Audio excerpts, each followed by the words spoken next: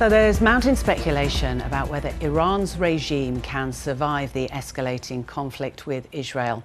Israeli Prime Minister Benjamin Netanyahu says regime change is not a goal of Israel's military campaign against Iran, but it could be a result.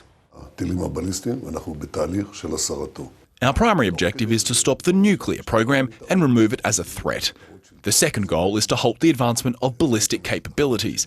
In the process, it's clear the regime is destabilising, but the matter of regime change is, first and foremost, up to the Iranian people. There have been mixed reactions from world leaders to the prospect of toppling the country's rulers. German Chancellor Friedrich Merz says the current Iranian leadership is a terrorist regime which should be brought to an end.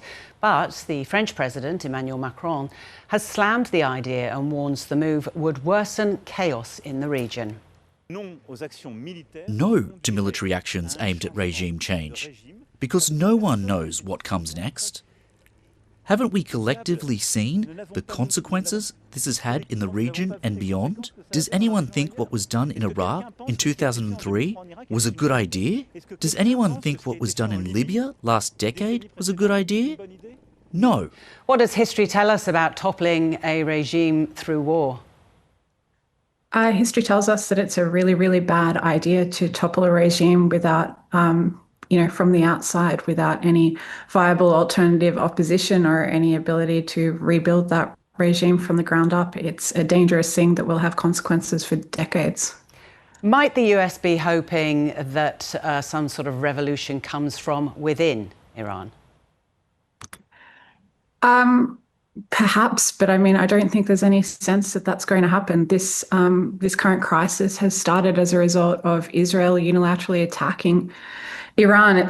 This crisis hasn't happened because of some sort of popular protest movement or anything that began on the ground inside Iran. And in fact, I think a lot of people in Iran right now, although the regime has, an enormous number of critics, I think a lot of people in Iran right now are quite united behind the idea that Iran is being attacked by Israel. Right, so it could actually have the adverse effect because there's civil discontent in Iran in general for the way that the Ayatollah runs the country, isn't there? But it's just not cohesive dissent, is that right?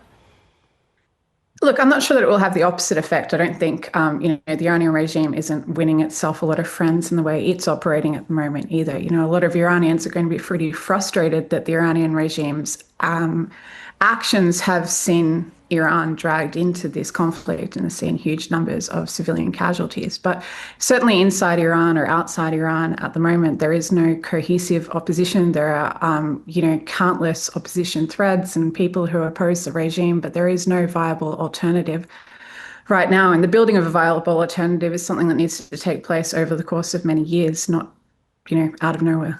Is there a lack of opposition because the regime makes it very difficult to be? There's lots of potential opposition activists in prison, isn't there?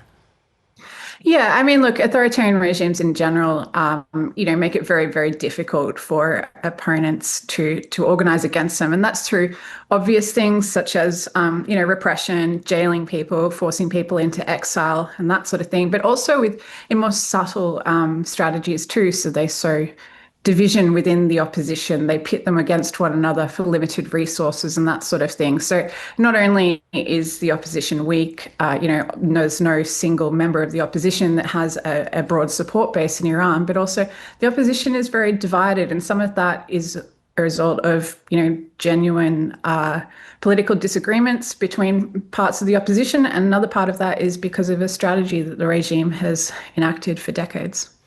Dara, I remember during the Arab Spring and the uprisings in these Middle Eastern countries, a lot of leaders in the West were keen to implant leaders into some of these countries against the will, perhaps, of the population there.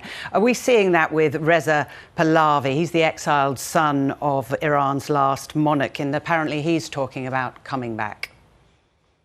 Yeah, look, he's been talking about coming back for quite a long time now. He has next to no support on the ground inside Iran and almost no support in the opposition as well, or in the opposition in exile. He was part of an opposition coalition that formed in 2022 after the protests that followed the death of Mahsa Amini, and his behaviour as part of that opposition led it to split within a couple of months. So he's not seen as somebody who is a credible leader. And in fact, his father's regime in Iran was, sort of is famous in the West because women were able to wear miniskirts during that time, but it was every bit as violent and brutal as the current regime. Okay, interesting. I'm interested to know your thoughts about whether regime change will be viewed as a positive or negative in Russia and China. Let's start with Russia first. Russia has just come out and said that there would be grave consequences for regime change. And I think it's something that China would also be very concerned about. When we're talking about regime change, I think there's this assumption that regime change is actually possible too. And I'm not actually convinced that it's something that could necessarily take place, certainly not easily, because the Iranian regime, it's not just, the supreme leader and people sitting at the top. This is a regime that has tentacles throughout society, throughout every corner of the economy, throughout every corner of the armed forces. This is not a regime that's going to be able to be toppled easily. And again, looking back at history, if the regime is toppled, if the Ayatollah is killed, what happened in other countries is then there's this enormous vacuum and chaos. It's what Emmanuel Macron is talking about. What happened in Iraq? Yes, in Iraq in 2003, to be honest, there are a lot of parallels here because, the latest US intelligence assessment that we as people from the outside can view said that there is no evidence that Iran is trying to develop a nuclear weapon.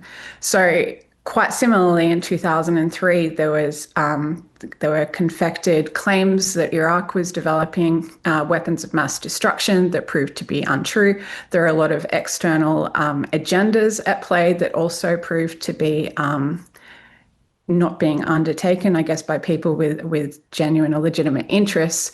And it led to the overthrow of a government and chaos. It led to civil war. It led to the US, Australia, and others being, drawn in there for more than a decade, huge numbers of deaths, and also long-term consequences, such as the emergence of the Islamic State group, which we're still seeing the consequences of. And this is an overthrow of a regime that took place more than 20 years ago. By contrast, the Iranian regime is so much stronger than the Iraqi regime under Saddam Hussein. Saddam Hussein, had survived a brutal war. He was under severe sanctions. The regime was not at its strongest, whereas the Iranian regime is very strongly institutionalized across the country. It would be extremely difficult to topple, and I think the consequences of doing so would be grave. And potentially you may find a regime that replaces it that is worse, because there are parts of this regime, under the Islamic Revolutionary Guard Corps in particular, that may try to take over, and they would be even worse. Dr. Dara Conduit, I've enjoyed talking to you. Thank you very much. Thanks for having me.